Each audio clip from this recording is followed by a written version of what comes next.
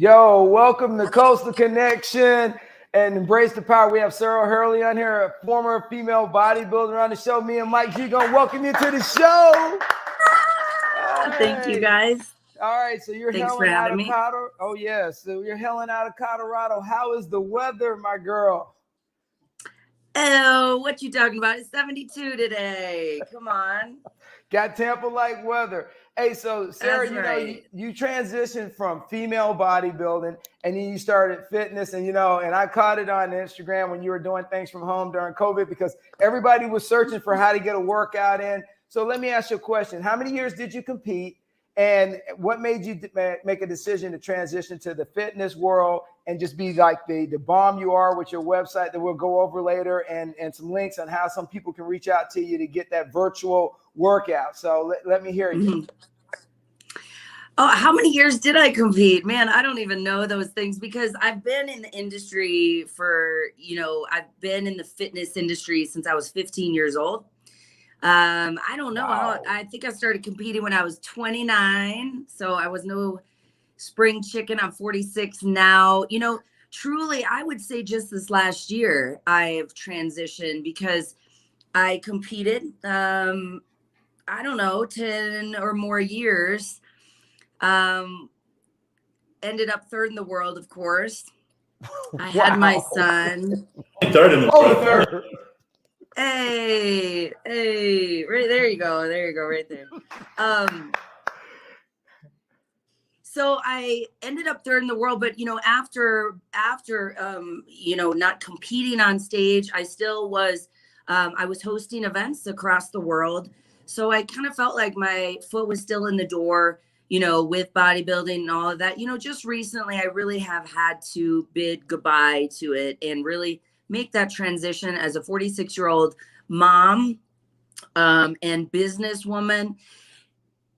It's just priorities. There's only so many hours. Being the best in the world takes an incredible amount of focus. There really isn't anything outside of that.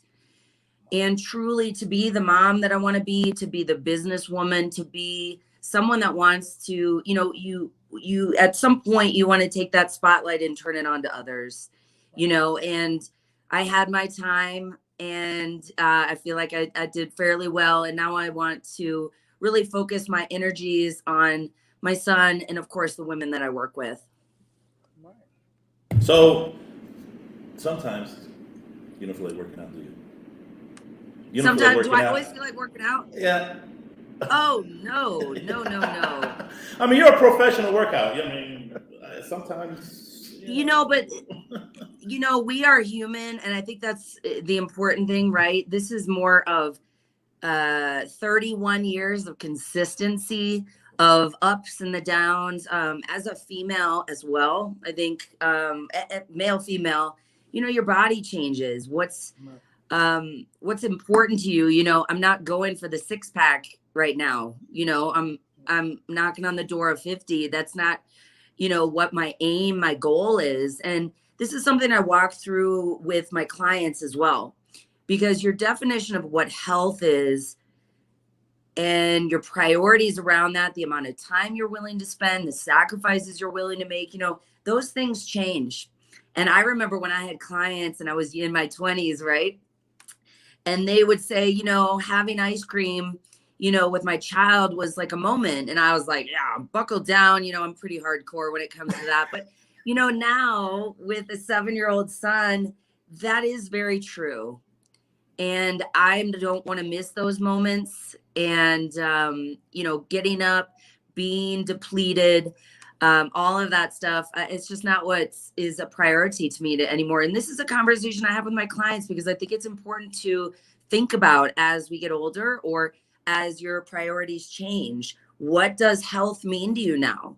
And I mean, I don't know about you guys, but I want to be pain free. I want to be able to, get up, move around. Like it's not the same anymore, Oh, so Sara, this question I have is, okay, so, in the modern era, social media is such a driving force for women right now. And I saw the trials, the things with Zuckerberg, and they're talking about how women, young girls are impacted by social media to have this perfect body. I mean, it's kind of like the 90s and the 80s when everybody thought you needed to be pencil thin because that's what you saw in the magazine covers. So as you're in your industry now, what are some of the struggles that even women in their 30s are struggling with because social media is saying that, like housewives or whatever, right? This is what you're supposed to look like. Do you ever deal with any of that with your clients? I deal with it myself. Wow. I mean, listen, I started lifting when I was 15, and what I felt in the gym, it was a critical time for me from what I was going through, maybe at home, in social setting, at school, all of that. And absolutely. So I felt strong. And when you feel strong, when you feel proud of the work that you put in, right, that correlates to every other aspect of your life. But I cannot imagine being, and this is something that I'm passionate about in the coming years, to create a program. I have a former client of mine that has, 1 million followers, and she's very, very passionate as well. She's in her early 20s, and we are looking at creating something for young women, because it's not just young women. I have my 40-year-old clients, my 50-year-old clients. We are showcasing these highlight reels. And I got to tell you, I try to be as transparent as possible, but and people will look around my office at all the photos. And I'm going to tell you the one that I'm most proud of. And that is the photo shoot I did 10 months after my son.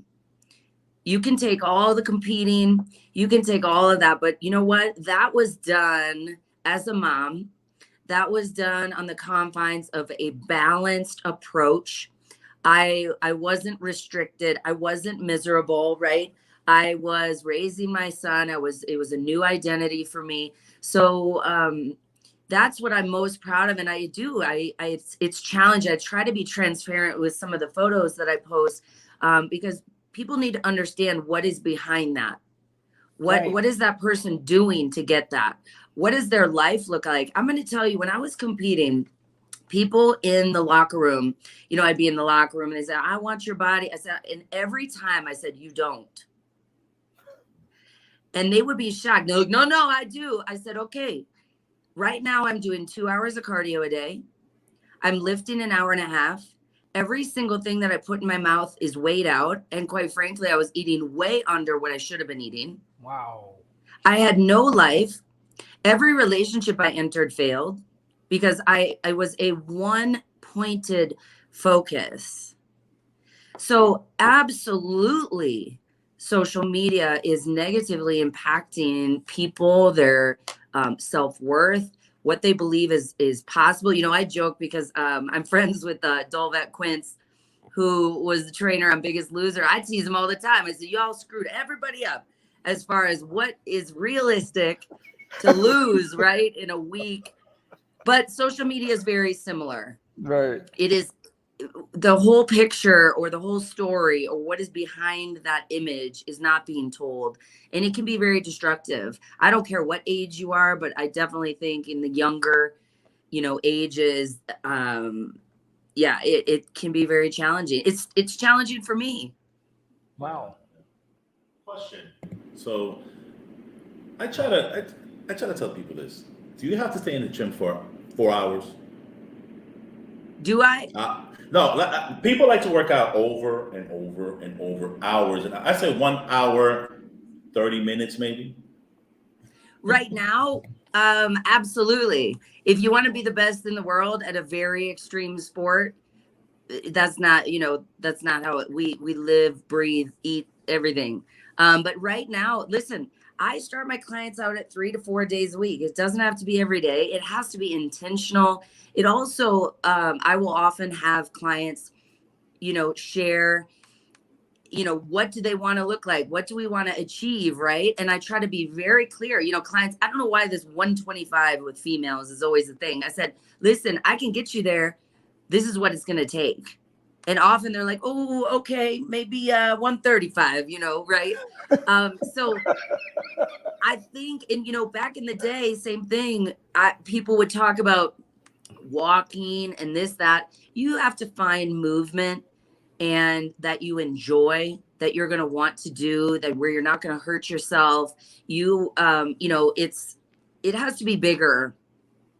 And there is a mental health component as well. You know, I stress this to people. Yes, I will give you a very effective workout. However, there are some days, you know what? Going for a walk, getting outside is one of the best things that you can do. Wow. So that has really changed for me as I've grown, as I've become a mother, as I've had some of my own struggles, especially coming out of, or I don't know if we're out of, you know, COVID and things, you know, is doing things because you love them, and for the mental health component, and to get outside and to have some fun. All right. So Sara, this is the thing what I would like to ask you is this. You brought up COVID, and as you saw the transition, we saw our society, right? You couldn't even go in the Walmart or Target and find any gym equipment because everybody became a home gym rat, you know, just to be able to get a workout in. So when you saw that, how did you launch from having to be at times that you would be at the gym training people, and then you realize, wow, you know what, I got to change my platform. So how did you evolve in such a very dynamic environment when we're during a pandemic? How did you, morph your business or evolve your business? Well, Vince, if you must know, I had actually already done that. Okay. So for about 2 years, I was already doing online training. So Right. I had my own app. I was already doing live workouts, just not as much. I had kind of, like I said, so I just transitioned. I mean, I'm not going to lie. I was doing 3 workouts a day. I was ripped from home. And it was a big turnaround for me from the standpoint. I always would say to my clients, you need to get in the gym. You need to get in the gym, right? They would say, I'm doing these, home workouts. I'm like, yeah, right. Yeah. I would make fun of them. I would. And then when that's your only option, I'm going to tell you, I was in the best shape I've been in a long time. And it's such a reminder, you don't need anything. Right. And that's, people, I don't have this, I don't have that. You don't need anything. There is so much free information out there. Right. And this is where I often will say this, like, you don't need it. People on vacation. I was on vacation. Oh, you can't walk. Right. You can't do push-ups. You can't do sit-ups. You can't. Right. And see, this is where when you start showing and that mirror to people, like, hey, I have seen amazing transformations. I had a client, one of my best transformations ever, and she competed during COVID. Wow. And this is where you start to go, where there's a will, where there's a way. So you got to understand there are resources out there for you. You can pick up your water bottles, your gallons of water, you can do your soup cans, and people and I would, yeah, that's right, Mike. I would joke about these workouts. Do one, get back to me. That's my challenge to you too. Okay. You can even do a 20-minute, do one of my 20-minute workouts and then report back. Absolutely. We'll definitely do that, because now, me and Mike are always trying to stay after things. Hey, Mike, you got anything? So, pretty much, we're going to end that conclusion where you don't have to work out 5 hours, right? That's what I meant to say. Like, okay, you want me to summarize? No. Yeah, because I tell people, listen, man, 30 minutes to an hour, that's all I can do. You guys got 2-3 hours. Can we talk about the real important component here? Anybody? You want to answer that? You know what the real component is? Yeah, what is it? Well, I'm going to say it's twofold. Actually, I'm going to put working out as third. Okay. Number 1 is mindset. Number 1 is mindset. If you do not change what's happening between your ears about your body image, about what it takes, about how you view food, about how you view working out, listen, nothing's going to change. I tell people this, I can write you the most effective diet plan. And listen, there's a ton online. Has anybody followed them? Okay. Then number 2, there's all kinds of workouts online. Don't tell me you don't have time. Don't tell me you're not at the gym, all that jazz. Okay. what you have to change is the conversation going on between your ears. And that's why my company name is Inside Out. And, you know, I'm 17 years sober, and the biggest tools, or I would say the biggest difference in the programming and what I do from a coaching standpoint, is changing the way people think about themselves, change the way they think about food and movement. And if you don't change those thoughts between your ears, this is temporary. So that's number one. Number two, like I was alluding to, is what you put in your mouth. So I've had many clients with amazing transformations. You're talking 30, 50-pound transformations with no exercise, very little. Nobody wants to hear that, of course. But is it because they changed their diet? I might be looking at you. I might not, you know. So is it because people change their diet? You know, my grandfather used to tell us that old saying, well, your body's your temple. Whatever you put in your body, that's what your temple's going to look like. So you're going to have a big house, a little house, or a medium house, depending on what you put in the temple. So I still remember that old saying from back in the 70s. And, you know, there's a lot of truth to it, though. You know? Listen, your grandpa was correct. When someone comes in my office, honestly, it doesn't take me much time. I know what's happening. Wow. You know, there's under eating and stalling out of metabolism. You know, of course, there's the emotional relationship with food for a lot of women. It is very different for women and men. I do train men, quite a few men actually. And there very much is a different relationship. I'm not saying y'all don't struggle with it, but it's definitely different, the emotional relationship with food. And that's, you know, it's very similar, like I said, to when I got sober. So if, you know, many people, it's sunny out, I want to eat this. It's cloudy out, I want to eat this. I'm happy, let's go eat and drink this. I'm unhappy, let's eat this. And when we have that, we're celebrating, right? I tell clients all the time, they say, oh, it's my nephew's birthday. What's that got to do with nothing? Did you get him a present? You know what I mean? Did you go to his party? You get him a present, you say happy birthday. You don't need to eat the cake. But we have this, you know, relationship. We use food to celebrate. Oh, somebody's sad, go bring them some food. Oh, somebody's birthday, bring them some food. And then, I mean, look at this in the grocery store.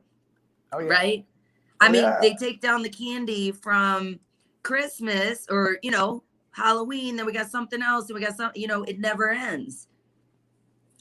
So that's, you know, truly changing what's going on between your ears, changing relationship with food. You're not a dog. You don't need treats all the damn time. You know, so you brought that up, the relationship with food. But here's the thing, is that the United States has a high diabetic rate issue, and it has at a younger age. So they were having this discussion with another fitness person, is that you look at children now, children that are 10 years old are type 2 diabetes. So, I mean, from a cultural standpoint, we are actually having a lot of challenges because of the marketing. And now you have a lot of commercials and they say, okay, promoting that it's okay to be big. But here's the problem, is that they don't talk about the health concerns. And then during COVID, we're saying, well, if you're overweight, you're going to struggle with certain things during when you're sick. So we don't really like to correlate forms of certain forms of obesity to medical or to fitness. When you look back 20, 30 years ago, people were very fit and, you know, got out. But then again, we didn't have video games in abundance. We didn't have cell phones, social media, and all those other things. So now what you're looking at is, if we don't get ahead of this, Sarah, we're going to have a problem with, like you're talking about Quincy, his generation is going to have an issue if they don't start addressing it now from some kind of point of view. And what's your thoughts on that? I couldn't agree more. And I take this very seriously. And, you know, right now on social media, the going thing is TikTok and this and lip sync and point in the air. Listen, I don't think this is funny. I'm not dancing around pointing in midair, lip syncing to try to get clients. Okay. Like, this is serious. And this is something that needs to happen, and it starts from, you know, the parents. You know, oftentimes I will talk to my clients, and they say, "Oh, I don't eat that. I give that to my kids." What? You know, you know what I'm saying? Why are you And giving it to it's these interesting. kids? Yeah, don't give it to your kids either. Okay, right? And so 100%, it's the lack of movement. It's the lack of whole foods. Quincy knows if he wants to have a treat, he's got to have something good, and then after that, he can have something, right? The other day, I don't know if you guys have crumble cookie out there, but I was Yes, like, we hey, do. I'm from Minnesota, so I am very programmed food wise. I grew up on Burger King. I grew up with lots of cheese. We drank our faces off. I mean, I did not grow up with, a healthy kind of, it just wasn't, and it wasn't as big of a deal back then either. Right. Right. I said, I catch myself like, hey, it's Thanksgiving. Should we get some of these, crumble cookies or a treat? He's like, Mommy, that hurts my belly. No, thanks. Well, that's a cheeseburger all in itself, because you get the chocolate chip, man. That's about 1,000 calories, but they're good. But Chocolate chip. Doesn't matter what you get. What's it? So I try to stay away Yeah. from the crumble cookies myself, because they're addictive, but they are. But Sarah, so here's the other thing I'd like to ask you though. So you made a transition and you actually posted something on your Instagram, which I thought was interesting, that you were talking about breast implants and some of the challenges that you've had since you had an augmentation. And so a lot of people in my audience don't know about it, but you made a really good, profound Instagram post about it. And so I'd really like to hear what you got to say about that. And I think we got somebody. Also, all right, just check, because somebody was saying something about the cookies on the chat, but it was yeah, they're talking about the crumble cookies. Listen, So- I love the cookies too, but listen, I'm not saying, we just got to balance that out. Yeah, so I'm gonna be honest, with breast implant illness, I never thought I'd be here. There's a few levels to this. Number one, I got breast implants about 11 years ago, and I do regret that I ever did that. I have short hair. I was carrying a lot of muscle. I competed. I turned pro without them. I was encouraged that would be more feminine, more sexy, etc. Listen, I always loved that I basically had pecs. I loved it. I'm not gonna lie. I thought I was sexy. Okay. I love my short hair. People made fun of me since in the second grade. I felt sexy. Okay. I'm sad that I allowed an industry to sway me. Last year, after breastfeeding, last November, I was having some problems with the current ones that I had. I had them replaced. I've never had these symptoms with the first set that I had. So I would see people post and I thought, geez, that's horrible, right? It's not my story, but man, and I'm going to tell you, I've had many transitions from getting sober to, now this, and I feel that this has been placed on me to allow me to share with my community, with other women. First of all, you are beautiful just as you are. And I'm going to tell you, saying yes that is one thing that I regret. I don't have a lot of regrets. I'm going to cry over here, but that's all right. I tell people, even I'll say to my clients, they'll say, I want to get to this weight. Okay, well, this is what it takes. And they're like, well, I can't do that. I say, oh, good. Well, why don't you try loving yourself then? Wow. Because it might be cheaper. Yeah. Yeah. You know what I mean? Second, so last year I got them replaced. At that time, I actually asked about removing them. I said, I really don't want them.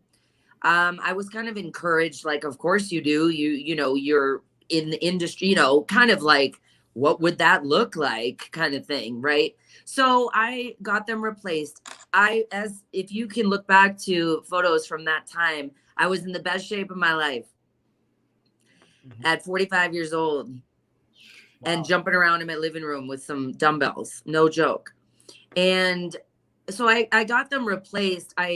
after a few months, there was these symptoms that I would have inflammation. I have inflammation at the end of the day from my knees down. It's painful. It's not, I don't have, a lot of people ask, I don't have physical pain in my breasts. I have fibromyalgia type pain over my entire body. I started to look at my hormones, at what I was eating.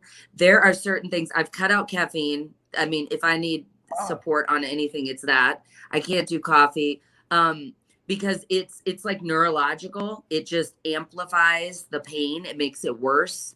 Any type of dairy, I've cut out beef. I mean, I feel like I'm doing everything I can to manage the pain, the inflammation. My hair started falling out. There's an anxiety, a bit of an anxiety with it as well. And it's taken about 8 to 10 months for me to understand and piece together what's been going on. And that's why I think it's so critical for people to speak out and to talk about this, because I had no idea. And just like other people, I was scrolling and I started pausing because, again, this was not my story.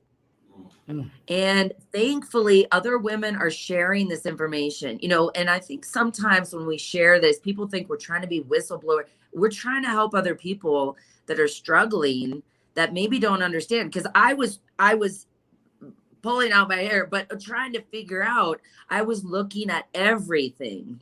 Wow. The other difficult part is, the medical community.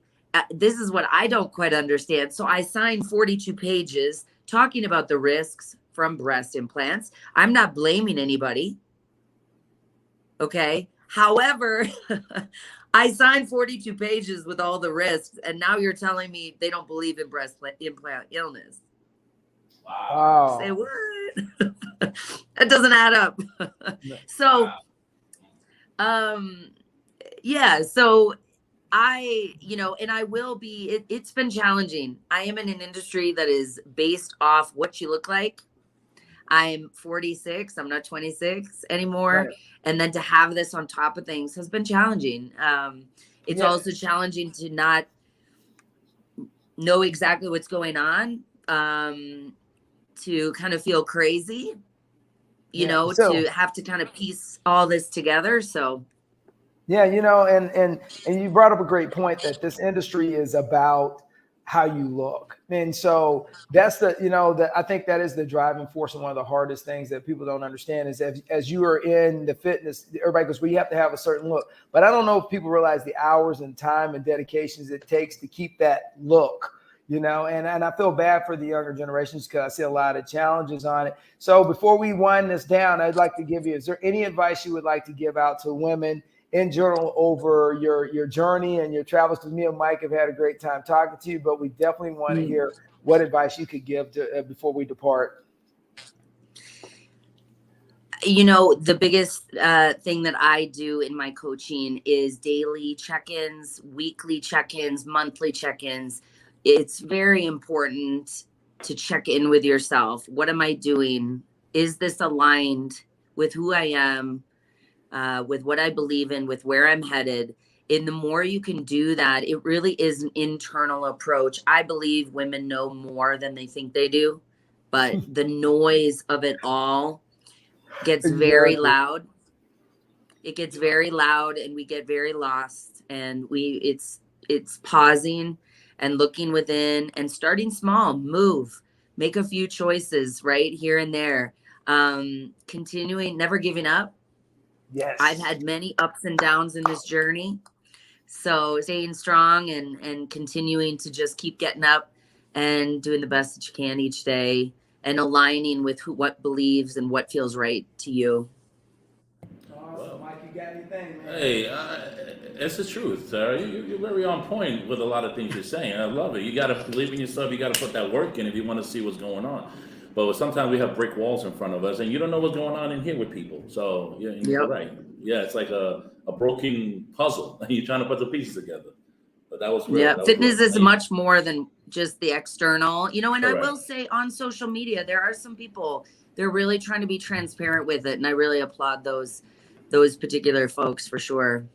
All right, so Sara, I appreciate you coming on Coastal Connection and Embrace the Power. I do appreciate it because you laid out some good information. Hey, if anybody's out there and you want to get in contact with Sara, all you have to do is go to her website, check her out, drop her a note. She will actually respond and get back to you. And you keep that kid playing football and all those sports, because every time I see you posting, he's just grinding it out. So he's going to be playing for the Broncos one day. I'll be his agent. Yeah, he don't want to play for the Broncos. He's the Broncos, 49ers, he's a big Tom Brady fan right now. Oh, Yeah, Tampa Bay. Yeah. Hey, but Sara, as we always say when people come on the Coastal Connection, keep it rolling. All right, all right, and have a great one, guys. And it's been awesome. See you later. Thanks, guys.